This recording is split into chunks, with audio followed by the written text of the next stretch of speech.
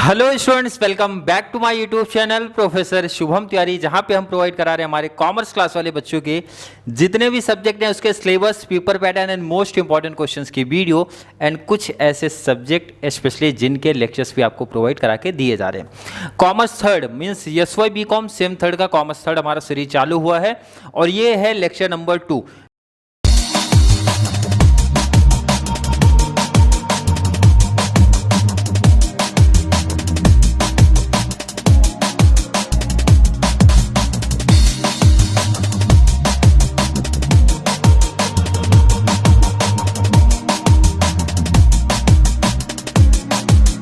Lectures starting से मिल रहे हैं, ध्यान से रखना है। बात करेंगे, एक बार थोड़ा सा रिपीट करते हैं। जो बच्चे न्यू है ना उनको थोड़ा सा रिपीट करवाएंगे क्या कॉन्सेप्ट है। क्लियर है? चलिए, यूनिट 1 हमारा चल रहा है। क्या चल रहा है हमारा? यूनिट 1 चल रहा है। यूनिट 1 में कितने पार्ट है? यूनिट 1 में है 3 पार्ट, पार्ट 1, 2 एंड 3। तो मैंने नोट्स जो आपको पीडीएफ शेयर किया है, डिस्क्रिप्शन में लिंक आपको मिल जाएगा। जिन बच्चों ने नहीं डाउनलोड किया अभी तक, पीडीएफ वहाँ से मिल जाएगा आपको। अब यहाँ पे ध्यान रखो, पार्ट 1 अभी आपका चल रहा है। पार्ट 1 में कितने क्वेश्चन दिख रहे हैं? 1, 2, 3 एंड 4। पहला क्वेश्चन आपका हो चुका है। आज बात करने वाले हैं इंपॉर्टेंस ऑफ मैनेजमेंट के बारे में बात करेंगे, लेकिन उसके पहले इंपॉर्टेंस ऑफ मैनेजमेंट जब आप स्टार्ट करते हो तो जिन बच्चों ने नेचर या फिर कैरेक्टरिस्टिक्स या फिर फीचर्स ऑफ मैनेजमेंट नहीं देखा तो पहले जाके वो विजिट करो। मीन्स वो टॉपिक आप देखो। क्यों देखो सर, ये टॉपिक क्यों ना देखें? इसलिए क्योंकि यहाँ पे आपको देखो, इधर यहाँ पे आपको मीनिंग प्लस डिफाइन तो सेम मिलेगा ना, इसलिए मेरा सजेशन है भाई, मीनिंग डिफाइन जब वहाँ पे आप देख के आ रहे हो तो यहाँ मैं क्यों रिपीट करूँ उस टॉपिक को। मतलब होता है कि भाई देखो, टाइम आपका भी बचेगा, मेरा भी बच जाएगा कि मीनिंग डिफाइन आपको बताने की ज़रूरत नहीं है। और थोड़ा सा शॉर्ट में रिवीजन की भी बात करते हैं। आज रिवीजन की भी बातें करने वाले हैं। चलो, इसको बच्चे हमारे पढ़े लिखे हैं सब। चलिए, यहाँ पे रिपीट करता हूँ। क्या था टॉपिक? Features of management. जब आप मेरे साथ प्रैक्टिस करोगे, स्पेशली एक ही सब्जेक्ट है कॉमर्स थर्ड, क्योंकि इकोनॉमिक्स इस बार मैं नहीं ले रहा हूँ। तो फीचर्स ऑफ मैनेजमेंट क्या पढ़े थे? पुराना वो रिपीट होना चाहिए, रिवीजन करेंगे शॉर्ट्स में। मैंने बात किया था A3, I2, F3 and G3। अगर मैं आपसे पूछूं क्या पॉइंट था A3 का, मतलब अब आपको याद होना चाहिए क्या बोला गया था। All pervasive and art as well as science, application at all level या फिर applicable at all level. 3 point A3 से स्टार्ट हुए, याद रखना तीनों पॉइंट। क्या बोला गया? All pervasive and art as well as science, and last में बोला गया था applicable at all level. Next हमारा आता है I2, innovation intangible, innovation intangible. Next बात करेंगे F2 है follows principle and flexibility. Next आपका है G3 है। G3 में goal oriented, group activity and global applicable.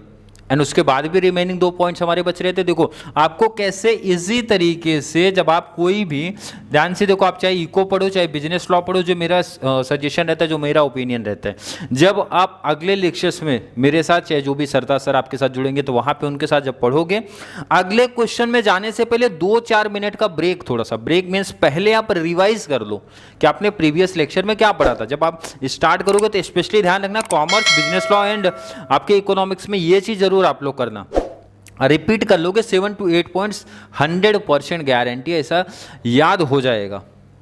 देखो कैसे कोड वर्ड के थ्रू मुझे याद हो गया, आपको याद हो जाएगा। एंड आगे भी 2-3 पॉइंट था और मैंने बोला था 7 to 8 पॉइंट्स हमको करने हैं। क्लियर है? क्लियर है? बच्चे बोल रहे सर क्लियर है, बच्चे समझदार हैं। चलिए बात करेंगे, explain the importance of principal of management. Importance पूछा जाता है, इंपॉर्टेंस या फिर सिग्निफिकेंस या फिर नीड, 3 क्वेश्चन यहाँ पे बनता है। क्या क्या पूछते हैं? ध्यान से देखो, मेंशन कर रहा हूँ। या तो नीड पूछा जाएगा तो कन्फ्यूजन में नहीं आना, इंपॉर्टेंस की बात हो रही है, या फिर सिग्निफिकेंस की बात होती है। भाई सिग्निफिकेंस,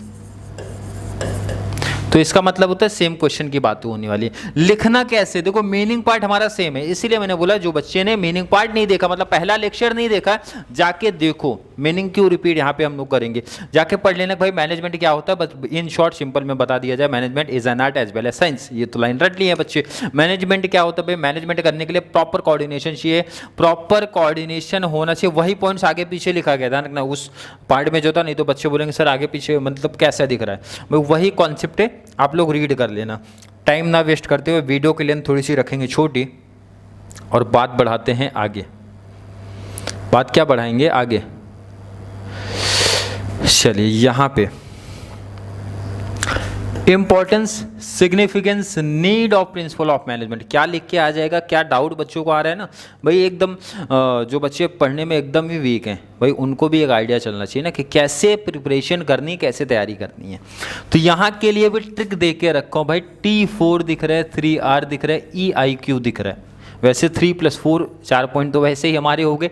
T4 की बात करते हैं भाई, T4 क्या है, यहाँ इसकी बात हो रही है, ध्यान रखना T4 का क्या लॉजिक है उसकी बात करते हैं। Innovation, better relation, motivation, team work. Sir इस यहाँ पे तो एक ही पॉइंट में हमें T दिख रहा है, तो आपने T4 दिखा है, उसका कुछ लॉजिक नहीं समझा मुझे, बच्चों का डाउट। तो देखो इधर ये पॉइंट्स आप साथ में याद रखना। कौन सा, इनोवेशन, तो यहाँ पे क्या दिख रहा है, TION दिख रहा है।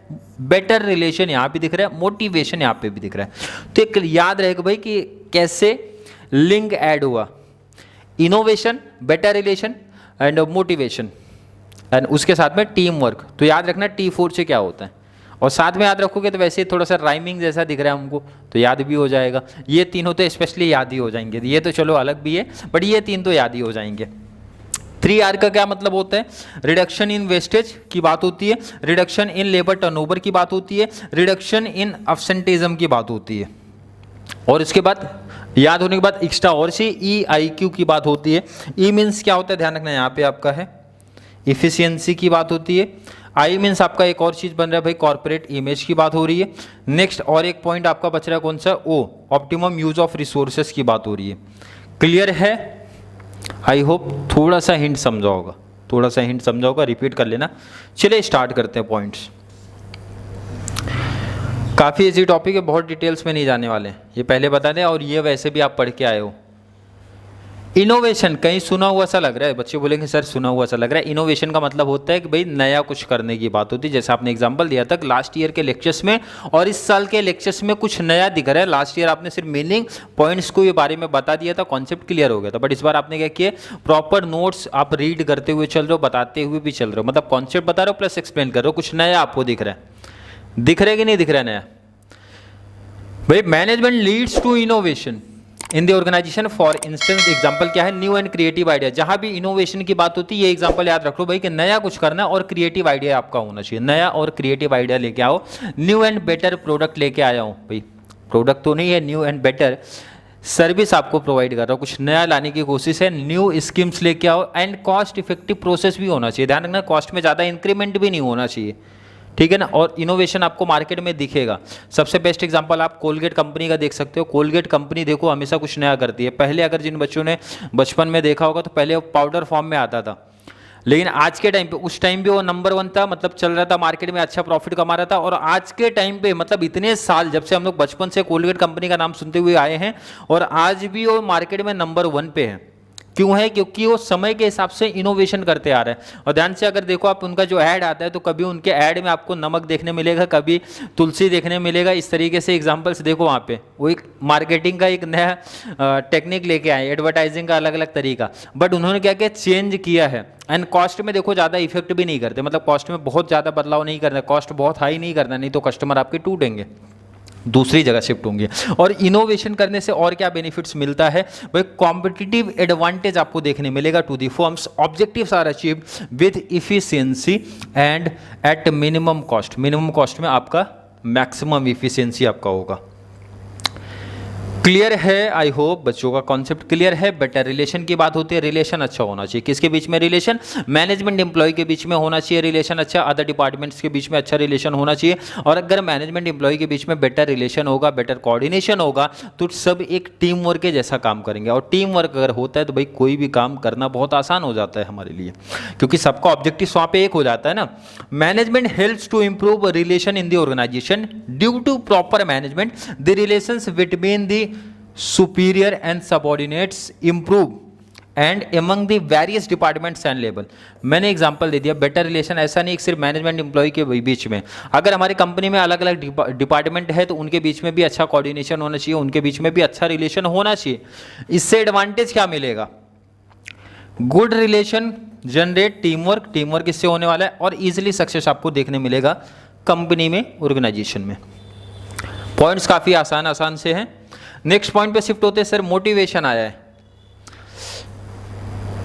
मोटिवेशन आप लोग देखते रहोगे ना, बहुत सारी वीडियो देखते रहोगे, बट मेरे चैनल पे मोटिवेशन नहीं दिखेगा। बच्चे बोलेंगे सर मोटिवेशन हमारे चैनल पे नहीं दिख रहा है, तो कॉमर्स वाले बच्चों को वैसे भी मोटिवेशन की ज़रूरत नहीं है, ऑलरेडी मोटिवेट हो जाते हैं। जब एग्ज़ाम टाइम उनका आता है तो ऑलरेडी मोटिवेट हो जाते हैं। भाई एक हफ्ते बहुत सारे ऐसे बच्चे कि एक दिन पढ़ के 2 दिन पढ़ के ईजिली पास हो जाते हैं, तो मोटिवेशन की ज़रूरत हमारे कॉमर्स वाले बच्चों को नहीं है। बट कैसे कंपनी में करते हैं उसके बारे में एक आइडिया होना चाहिए। मोटिवेशन बेसिकली 2 टाइप से होता है। एक होता है मॉनेटरी, फिलहाल बहुत डिटेल में नहीं है, मोटिवेशन हमको आगे भी है, तो यहाँ एक शॉर्ट सिंपल से तरीके से बात होता है करेंगे। एक होता है नॉन मॉनेटरी। मॉनेटरी मतलब नाम बता रहे, भाई अकाउंट्स पढ़े लिखे हो तो मनी, पैसे की बात हो रही है। भाई आप एक्स्ट्रा काम करो, आपको टारगेट दिया जाएगा, बोलेंगे इतना टारगेट अगर आपने अचीवमेंट किया तो आपको इतना पैसा और मिलेगा। ये क्या हो गया? ये एक मोटिवेट करने का तरीका हो गया, भाई एम्प्लॉय को अपने मोटिवेट करने का तरीका हो।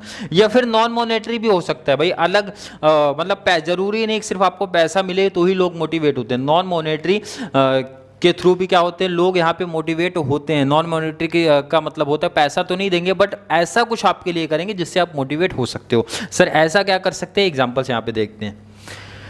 The principles of management motivate the employees to perform effectively काम करने के लिए या फिर इफिशिएंटली काम करने के लिए मोटिवेशन की जरूरत है। मैनेजमेंट वहाँ पे लोगों को मोटिवेट करता है।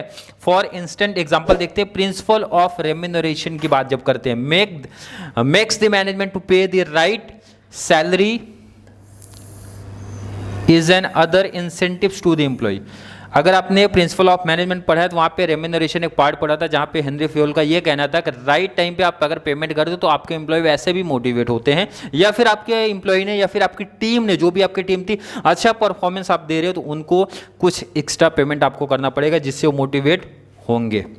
क्लियर है? जिसको यहाँ पे इंसेंटिव के बारे में बात किया गया। Therefore employees would put in their best effort. अगर आप उनको कुछ इस तरीके से इंसेंटिव्स प्रोवाइड करा के दोगे तो वहाँ पे क्या होगा, ऑर्गेनाइजेशन में आपके अच्छे रिजल्ट्स आपको देखने मिलेंगे। यहाँ पे हम लोग ने ध्यान रखना मोटिवेशन में सिर्फ मॉनेटरी को इंक्लूड किया, नॉन मॉनेटरी को इंक्लूड नहीं किया, मतलब उसके एग्जाम्पल्स मैंने यहाँ पे नहीं रखे हैं। बट आगे मैंने बताया कि जब आप पढ़ोगे, आगे आपका टॉपिक है मोटिवेशन, एक टॉपिक ही है, तो वहाँ पर डिटेल्स में बातें करने वाले हैं। चलिए टीम वर्क, अगला पॉइंट। टीम वर्क ऑलरेडी आप पढ़ चुके हो किसमें? इसके पहले वाला जो क्वेश्चन मतलब हमारा वीडियो था उसमें ऑलरेडी आ चुका ना, फीचर्स ऑफ मैनेजमेंट में आप देख चुके हो। फीचर्स ऑफ मैनेजमेंट में मैंने टीम वर्क के बारे में बात किया था। टीम वर्क का मतलब होता है कोई भी काम अगर मैं किसी एक पर्सन को देता हूँ तो उसके ऊपर लोड ज़्यादा होता है, प्रेशर ज़्यादा होता है, टाइम कंज्यूमिंग है, प्लस वो काम उतने बेटर तरीके से नहीं कर सकता जितना वही काम मैं किसी एक टीम को दे देता हूँ। मतलब 2 से 3 लोगों की अगर वो टीम है उनको दूंगा तो काम डिवाइड हो जाएगा, वर्कलोड कम हो जाता है और इस तरीके से काम बहुत अच्छे तरीके से हो जाएगा। चलिए पॉइंट्स में क्या लिखा गया उसके बारे में बात करेंगे। The principle of management develops team work in the organization. Team work develop करता है। फॉर इंस्टेंट एग्जाम्पल की बात करें, principle of team spirit. Team spirit का क्या एग्जांपल दे रहा है? Makes the managers to divide and rule practices in the organization. Management develop team spirit and dresses overall efficiency. अगर काम को आप जब डिवाइड करते हो, जो भी इफिशियंसी है, ओवरऑल इफिशियंसी है, उसमें इंक्रीमेंट आपको देखने मिलेगा। नेक्स्ट पॉइंट जो आपका है कॉर्पोरेट इमेज। अगला पॉइंट क्या है आपका? कॉर्पोरेट इमेज के बारे में बात करेंगे, मतलब गुडविल। और गुडविल कैसे क्रिएट होती है किसी भी कंपनी में? जब हम लोग कंज्यूमर को रिजनेबल प्राइस में अच्छा प्रोडक्ट देते हैं तो, मतलब अच्छा काम करके दें।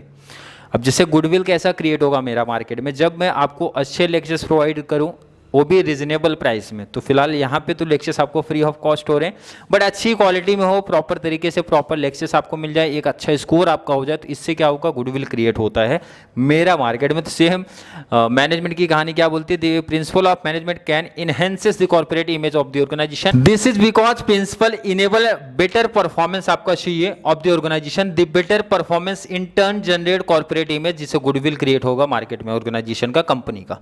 क्लियर है। Next optimum use of resources की बात होती है कि ध्यान रखना, बहुत इजी पॉइंट है ये। बोले जो भी रिसोर्सेज आपको मिलता है यूज करने के लिए, उसका यूज किस तरीके से आप करो, ऑप्टिमम यूज ऑफ रिसोर्सेज करो, मतलब प्रॉपर यूटिलाइजेशन करना है। मतलब जैसे आपको ये इस तरीके से लेक्चर्स, अगर मैं कंप्लीट कॉमर्स के लेक्चर्स दूं, तो मैंने यहाँ पे आपको एक रिसोर्सेज दे दिया भाई, सेम थर्ड में बहुत अच्छा स्कोर करने के लिए, पासिंग के लिए, जिस तरीके से, तो आप उसको यूज बहुत अच्छे तरीके से करो कि आपका रिजल्ट जो भी आपने सोचा है वो अच्छा अचीवमेंट होना चाहिए। मतलब जो आपके पास रिसोर्सेज है, जैसे मेरे लेक्चर सेम थर्ड वाले आपके लिए रिसोर्सेस है, तो उसको कैसा यूज करना है, बहुत अच्छे तरीके से यूज करना है कि आपका रिजल्ट, टारगेट, ऑब्जेक्टिव्स इजी तरीके से अचीवमेंट हो जाए। तो सेम कंपनी में भी ऐसा होता है, जो भी रिसोर्सेस आपको मिलेगा उसको प्रॉपर यूटिलाइजेशन करना है। यहाँ पे देखो मेन जो लाइन है उसको रीड करते भाई, जो रिसोर्सेस मिलने वाला है, चाहे वो फिजिकल फॉर्म में हो, कैपिटल हो, या फिर मैन पावर पे हो, उसको इस तरीके से करना है भाई, यूज करना है, कैसा, ऑप्टिमम यूज करना है कि उससे रिजल्ट मेरे को बेटर मिलना चाहिए। The resources are put to best possible use, कैसे करना है, बेस्ट पॉसिबल यूज करना है। This help to generate higher efficiency, इससे हायर इफिशियंसी हमारे ऑर्गेनाइजेशन में देखने मिलेगा। नेक्स्ट बात करते हैं रिडक्शन इन वेस्टेज। वेस्टेज मतलब आप लोगों को पता है, ध्यान रखना, वेस्टेज मीन्स होता है बर्बादी। बर्बादी की क्या होनी चाहिए, कम होनी चाहिए। मैनेजमेंट का ये काम है कि जो भी रिसोर्सेज आपको मिल रहे हैं उसमें ध्यान रखना, उसमें वेस्टेज जितना कम हो सके वो ट्राई करना है। लाइन क्या बोल रहा है, effective managers helps to reduce wastage of resources. The managers would make every possible efforts to minimize, आपका टारगेट होना चाहिए भाई उसको मैं मिनिमाइज करूं या फिर अवॉइड करूं जो भी वेस्टेज हमारी ऑर्गेनाइजेशन में हो रहा है, रिसोर्सेज के थ्रू हो रहा है। नेक्स्ट आपका क्या है, now day reduction in wastage brings higher reduction to the organization. Clear है। आप अगर वेस्टेज कम करोगे तो रिटर्न आपका कंपनी में ज़्यादा होगा। मतलब अगर आपका वेस्टेज जो भी नॉर्मल वेस्टेज है उससे ज़्यादा अगर वेस्ट करो तो कंपनी के लिए लॉस है ना, उतना पैसा उनका वेस्ट हो रहा है। अगर आप कम करोगे तो उतना प्रॉफिट कंपनी के लिए होता है, मतलब कंपनी के लिए रिटर्न होगा। नेक्स्ट बात करते हैं लेबर टर्नओवर। लेबर टर्नओवर का मतलब समझ लो, ऑलरेडी आपको आइडिया हो जाएगा। इसी वर्ड का मतलब आप समझ लो तो आइडिया आपको हो जाएगा कि कॉन्सेप्ट क्या है। लेबर टर्नओवर का क्या मतलब होता है, कंपनी में ये जो पुराने वर्कर थे, मतलब यहाँ पे लिख दो भाई ओल्ड वर्कर हैं, ठीक है, इनको हटा के मैं न्यू वर्कर अगर लेके आ रहा हूँ, किस लिए बहुत सारी कंपनी ऐसा करती है ना भाई, क्योंकि ओल्ड वर्कर जितने एक्सपीरियंस होगा उतना उनका पेमेंट जो रहेगा, मीन्स सैलरी जो रहेगी वो हाई होगी। तो कोई वो लोग सोचते हैं पेमेंट हाई करने से अच्छा है मैं न्यू लोगों को हायर करूं, लेकिन इससे कंपनी का डिसएडवांटेज है। क्यों? क्योंकि न्यू लोग आएंगे तो उनको उतना एक्सपीरियंस नहीं है, उतना उनको नॉलेज नहीं है, जितना प्रोडक्ट की क्वालिटी हमारे ओल्ड एम्प्लॉय दे सकते हैं उतना हमारे न्यू जो एम्प्लॉय रहेंगे वो नहीं दे पाएंगे। क्लियर है कि नहीं है? आई होप क्लियर है। तो वही बोलना चाहता है कि लेबर टर्नओवर कम होना चाहिए, क्योंकि अगर आपके यहाँ पे आप ज़्यादा कर रहे हो, लेबर टर्नओवर ज़्यादा कर रहे हो, मतलब ओल्ड जो आपके एम्प्लॉय है उनको निकाल के न्यू लोगों को ऐड कर रहे हो, तो इससे कंपनी का डिसएडवांटेज है, उसमें कमी होनी चाहिए। Management helps to reduce labour turnover, आपके कम होना चाहिए। Labour turnover take place when employee leave the organization, जब आपके पुराने एम्प्लॉय मतलब जा रहे हैं, and other join in the organization, मतलब न्यू लोग ज्वाइन कर रहे हैं उनकी जगह पे। ये नहीं होना चाहिए, या फिर होना चाहिए तो बहुत कम होना चाहिए। चलिए, इसका मतलब क्या हो जाएगा यहाँ पे, हाई लेबर टर्नओवर अगर किसी भी ऑर्गेनाइजेशन में आपको दिखेगा, high labour turnover is not good for any organization, किसी भी ऑर्गेनाइजेशन के लिए सही नहीं है। Proper management make the employees motivated and loyal to the organization. Management का काम क्या है, अपने एम्प्लॉय को मोटिवेट करना एंड लॉयल करना फॉर द ऑर्गेनाइजेशन के लिए। क्लियर है? नेक्स्ट पॉइंट की तरफ जब चलेंगे हम लोग, रिडक्शन इन अब्सेंटेइज्म, मतलब होता है कि आपको अब्सेंट नहीं रहना, उसमें रिडक्शन आपको दिखना चाहिए। क्लियर है? यहां पे लाइन क्या बोल रहा है, proper management helps to reduce absenteeism. Absenteeism take place when employees remain, ये लाइन देखो आप, employees remain absent without prior permission, मतलब जब आप परमिशन नहीं लेते हो एम्प्लॉय से, बताते नहीं हो, इन्फॉर्मेशन आप नहीं देते हो और उनको बिना बताए आप छुट्टी ले लेते हो, तो ये कंपनी में बहुत कम होना चाहिए। नहीं तो क्या होगा, अगर आप बिना बताए मीन्स बिना परमिशन के आप जब छुट्टी लोगे तो इससे होता है कि जो उस दिन आपके कंपनी में काम कम होगा, मतलब ऑब्जेक्टिव सिंबल सी बात है भाई कि काम नहीं हो पाएगा ना। तो इसीलिए मैनेजमेंट बोलता है कि पहले परमिशन लेना है अगर आपको एब्सेंट होना है तो, और वैसे भी उसमें कमी होनी चाहिए, एब्सेंटेजन में कमी होनी चाहिए, एब्सेंट कम होना है आपको। एब्सेंट आप जैसे ज़्यादा कॉलेज में रहते हो तो आपके लिए दिक्कत बढ़ जाती है कि लेक्चर्स आपके क्या हो जाते हैं, समझ में नहीं आते।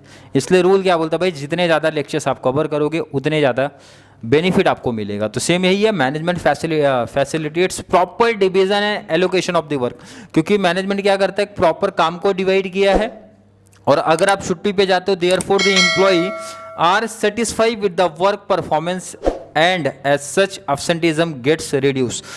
मैनेजमेंट का काम क्या है, परफॉर्मेंस काम करा के बहुत अच्छे तरीके से लो, और उसके बाद ये ध्यान में रखना है एब्सेंट कम होना चाहिए।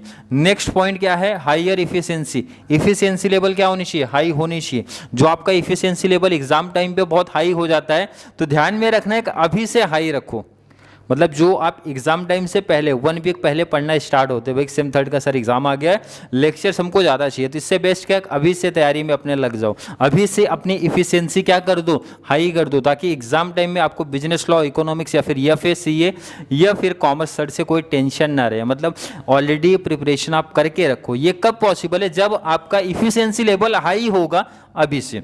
Proper management can facilitates higher efficiency in the organisation. Efficiency का मतलब क्या होता है, efficiency is the ratio of return to cost.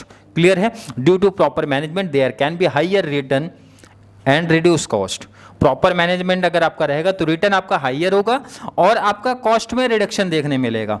Management brings in the higher efficiency to the organization, this is because of optimum use of resources and minimization of the wastage. कैसे possible है, जब आप अपने resources को proper utilisation कर लोगे and reduction of जो wastage था उसको मिनिमाइज करो या फिर रिडक्शन आप करो। क्लियर है, यहां पे हमने कंप्लीट किए हैं, ध्यान से देखना है।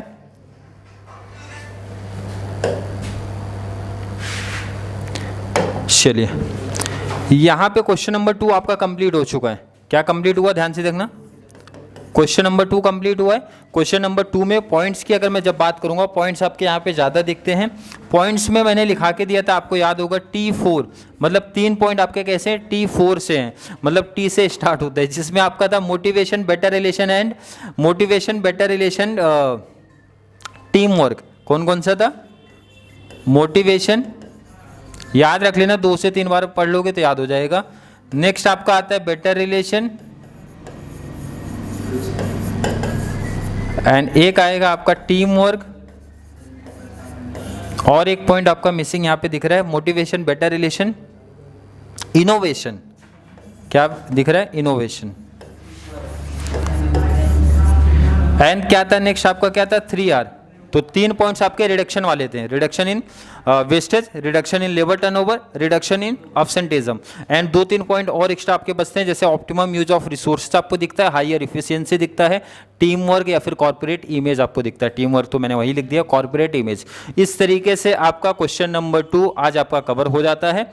आई होप हर एक बच्चे को क्वेश्चन नंबर 2 समझ में आया होगा। ये ऐसा कॉन्सेप्ट था जो ऑलरेडी आपने पहले पढ़ा है, इसलिए यहाँ पे वीडियो की स्पीड जैसा मैंने बताया वो थोड़ी सी फास्ट रखी गई है। क्लियर, आई होप बच्चों के कॉन्सेप्ट क्लियर हैं। इसकी प्लेलिस्ट न्यू मैंने बना के रख दिया है, और इसका PDF आप लोग क्या करना है, जस्ट एक बार देखने के बाद PDF आप लोग एक बार रीड करना है, ताकि एग्जाम से पहले बहुत अच्छे तरीके से आपकी तैयारी हो जाए। फिर भी किसी बच्चों को आज के वीडियो को लेके कोई भी डाउट, कोई भी कन्फ्यूजन अगर क्रिएट होता है तो नीचे कमेंट में ऐड कर दो, या फिर वीडियो थोड़ी सी हेल्पफुल लगती है तो वीडियो को लाइक करना, अच्छे अच्छे कमेंट ऐड करो, और जितना ज़्यादा पॉसिबल हो सके चैनल का लिंक हमारे कॉमर्स सेक्शन वाले बच्चों को शेयर करते रहो, ताकि उनको भी इस चैनल के थ्रू बहुत बड़ा एडवांटेज मिलता रहे और कॉमर्स सेक्शन वाले बच्चे इस चैनल पर ज़्यादा से ज़्यादा जुड़ते रहें। तो चलिए मिलेंगे नेक्स्ट क्लास में, तब तक के लिए थैंक यू सो मच।